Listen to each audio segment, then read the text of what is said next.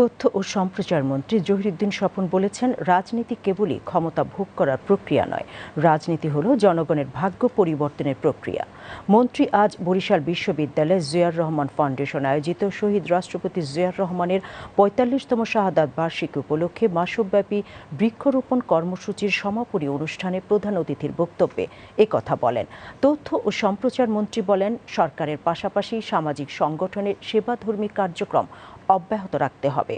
পরে বিশ্ববিদ্যালয় ক্যাম্পাসে বৃক্ষরোপণ করেন তথ্য ও সম্প্রচার মন্ত্রী। আলোচনা সভা শেষে সাংবাদিকদের প্রশ্নের জবাবে তথ্য ও সম্প্রচার মন্ত্রী বলেন, প্রধানমন্ত্রী বরিশাল সফরে দক্ষিণাঞ্চলের জনপ্রতিনিধিদের সাথে এ অঞ্চলের উন্নয়ন নিয়ে কথা বলবেন।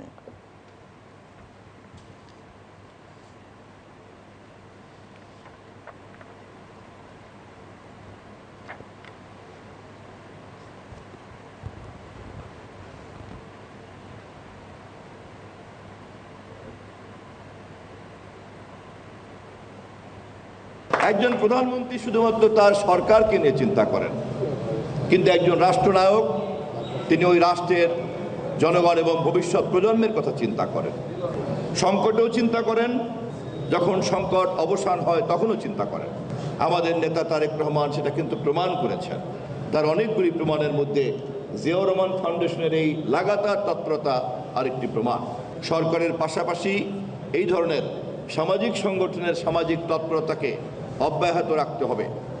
প্রমাণ করতে হবে রাজনীতি কেবলই ক্ষমতা ভোগ করার একটা প্রক্রিয়া নয়, রাজনীতি জনগণের ভাগ্য পরিবর্তনের প্রক্রিয়া। এবং সেটা যেই রাজনৈতিক দল ক্ষমতায় যেতে চায় তাদের কর্মকাণ্ডের মধ্য দিয়ে তা প্রমাণ করতে হবে।